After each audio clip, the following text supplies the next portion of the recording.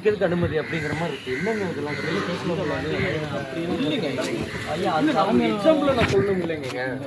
அந்த மாதிரி இருக்குதுங்க. அந்த மாதிரி போட்டா படித்தவர்கிட்ட தான் நம்ம கிட்ட பேசுவோம். நீ வீட்டுக்குள்ள என் பொண்டாட்டி நான் குத்திக்கிட்டுமா அப்படிங்கிற மாதிரி இருக்கு.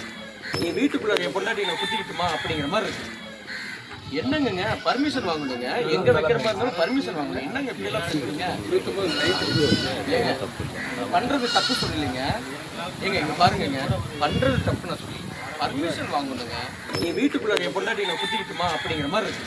நடவடிக்கை எடு, நடவடிக்கை எடு, நடவடிக்கை எடு, நடவடிக்கை எடு. வன்மமாக ஆணவமாக இழிவுபடுத்தும் வகையிலே வீட்டில் உள்ள பெண்ணை தொடர்புபடுத்தி தேசிய சங்கரன் கோவில் காவல் துணை கண்காணிப்பாளர் மீது செங்குட்டு வேளவன் மீது நடவடிக்கை எடு, நடவடிக்கை எடு, நடவடிக்கை எடு, நடவடிக்கை எடு, நடவடிக்கை எடு, நடவடிக்கை எடு. தமிழக அரசே நடவடிக்கை எடு, தமிழக அரசே நடவடிக்கை எடு. சங்கரன் கோவில் துணை கண்காணிப்பாளர் துணை கண்காணிப்பாளர் செங்குட்டு வேளவன் மீது நடவடிக்கை எடு, செங்குட்டு வேளவன் மீது நடவடிக்கை எடு, நடவடிக்கை எடு, நடவடிக்கை எடு, நடவடிக்கை எடு, நடவடிக்கை எடு. காவல்துறை மீது நடவடிக்கை எடு. வணக்கம். கடந்த 24 வெள்ளிக்கிழமை அன்று நீட் விலக்க எதிர்ப்பு போராட்டம் கடந்த 1 மாத காலமாக நடந்து வருகிறது. அதற்கு ஆதரவு நல்கும் வகையில் எங்கள் அமைப்பின் சார்பில் எங்கள் தலைமை அலுவலகத்தில் பட்டினி போர் உண்ணாநோன்பு போராட்டம் நடத்தினோம். அதற்கு தமிழ்நாடு இளையோர் விடுதலை கழகத்தின் முதன்மை அலுவலர் தோழர் நிலவனும் அதில் பங்கேற்றார். அப்போது அங்கு வந்த குருவிகளம் காவல் ஆய்வாளர் தங்கராஜ் அவர்கள் போராட்டத்தை முடித்துக் கொள்ளுங்கள் என்று கூறினார்.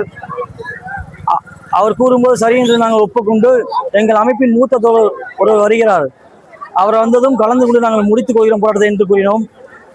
அப்போது அங்கு வந்த சங்கரங்கோவில் துணை காவல் கண்காணிப்பாளர் செங்குட்டு வேளவன் அவர்கள் உங்க இஷ்டத்துக்கு போராட்டம் பண்ண அப்படின்னு கேட்டார். அதற்கு நான் பதிலளித்தேன், ஐயா எங்கள் தலைமை அலுவலகத்தில் பண்ணுவதற்கு எதற்கு அனுமதி என்று கேட்டேன்.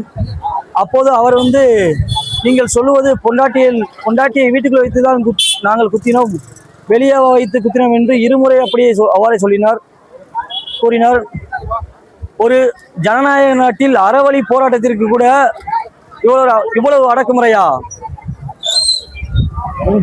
சட்டம் படித்த என்னிடம், நான் சட்டம் படித்த மாணவன், ஒரு அமைப்பின் முதன்மை ஊழியர், என்னிடமே இவரோட அணுகுமுறை சரியில்லை என்றால் ஏழை எளிய மக்களிடம் அவர் எந்த மாதிரி அணுகுவார் என்பதை நீங்கள் புரிந்து கொள்ள வேண்டும்.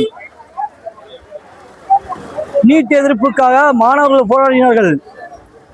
அவர்களை வன்மையாக தாக்கினார்கள். அதற்கு நாங்கள் அறவழியில் தான் போராடினோம். ஜனநாயக நாட்டில் அறவழியில் போராடுகிற ஒரு கூட்டம் என்றால் எப்படித்தான் மக்களுக்கு செய்தியை நாங்கள் சொல்ல முடியும்? சூரட்டி ஒட்டினோம். காவல் கண்காணிப்பாளர் மீது நடவடிக்கை எடுக்க கோரி சூரட்டி ஒட்டினோம். அதற்கு உதவி ஆய்வாளர் என்னோட தொடர்பு கொண்டு இதை கிழித்து விடுங்கள், இதை பேசிக்கொள்ளும் என்கிறார். நாங்கள் மறுத்த போது அதை அவர்களே கிழிக்கிறார்கள். கிழித்து விட்டு அதற்கு மேல் ஜனநாயகன் பட போஸ்டரை ஒட்டுகிறார்கள். மக்களுக்கு செய்தியை கூற கூட எங்களுக்கு அனுமதி இல்லையா? அதற்கும் அனுமதி தேவையா? தமிழக அரசும் காவல்துறையும் செங்குட்டு வேளவன் மீது வழக்கு பதிவு செய்து கைது செய்யும் வரை எங்கள் போராட்டம் தொடரும். மாவட்ட ஆட்சியரிடம் மனு அளித்துள்ளோம். அவர் நடவடிக்கை எடுப்பார் என்று நாங்கள் நம்புகிறோம். அவர் நடவடிக்கை எடுக்காத பட்சத்தில் தொடர்ந்து நாங்கள் வரலாறு விட்ட வழியிலே காலமிட்ட கட்டளைப்படி நாங்கள் போராடுவோம் என்று தெரிவித்துக் கொள்கிறோம். சாதிகளை ஒழிப்போம், புதுமை தமிழரை படைப்போம். நன்றி, வணக்கம்.